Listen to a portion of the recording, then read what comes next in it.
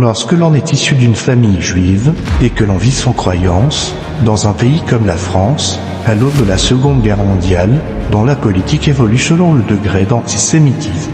Aujourd'hui, attentif à la vague de racisme qui traverse la France, où les alliances politiques convergent vers l'extrémisme, dans une Europe dominée par le pouvoir d'extrême droite, résolu à vous remettre en mémoire, il nous a semblé impérieux de retracer votre parcours d'écrivain français juif par héritage.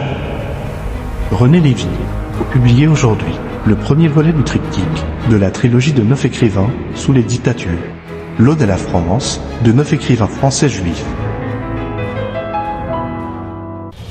Les 9 écrivains qui ont tous en commun d'avoir choisi la France comme leur pays. Et ils se sont trouvés confrontés tout de suite, bien sûr, aux nationalistes. Ils n'avaient qu'une idée en tête, c'était de les voir chasser hors du pays. Ils ont écrit tellement de belles choses sur la France que si on prend une phrase de chacun et qu'on la met bout à bout, on obtient un poème, l'Ode à la France. On ne trouvera pas une fiction qui peut ressembler à la vie d'Emmanuel Berle, littérateur talentueux qui est trop politique, parce que c'est Emmanuel Berle qui écrivait les discours de Pétain.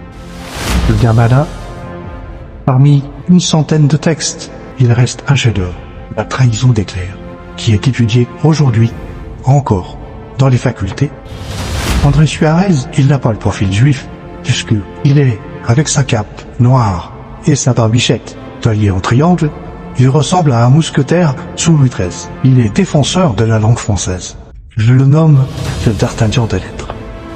Qui d'autre que Léon Berthe méritait l'hommage, l'un des hommes les plus estimés au monde. L'index qui écrit Le Petit Prince à New York en 1943 et qui s'apprête à l'éditer. Il demande à l'imprimeur de mettre en première page la dédicace à Léon Berthe, mon meilleur ami, dont il était petit enfant. On en vient à Maurice Sachs. Je préviens tout de suite le lecteur. Attention, danger. Écrivain explosif. Écrivain sulfureux.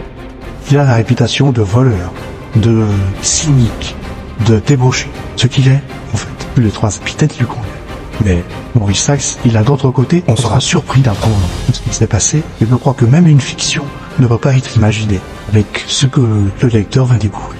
À l'opposé, Marc Bloch, qui est la rigueur même. Tout de suite, après la défaite, il écrit L'étrange défaite. Et Marc Bloch entre dans la résistance, dénoncé. Il est arrêté par la Gestapo de Klaus Barbie avec une dizaine d'autres résistants et qui sont tous fusillés. Bloch, avant de mourir, qui écrit La France, je le respire bien. Tous nos sourcils. Lévi-Strauss, Claude Lévi-Strauss, avec le nom que vous portez, lui dit le fonctionnaire de Vichy, qui le reçoit au moment où Lévi-Strauss veut reprendre ses cours en 1940. Mais il est interdit d'enseigner avec les lois anti-juives. Mais il donne ses cours dans le sous-sol d'un bistrot de Toulouse et qui est plein à craquer avec les étudiants. Joseph Kessel, avant l'Académie française, il a une vie passionnante à lui seul. C'est un roman.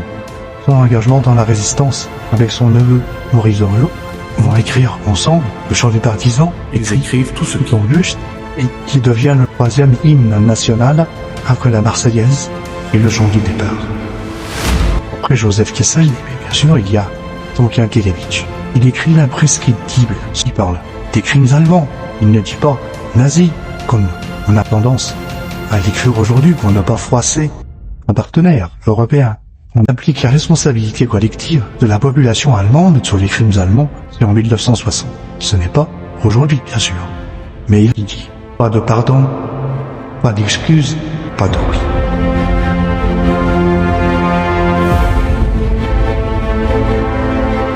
Pas de pardon, pas d'excuses, pas de oui.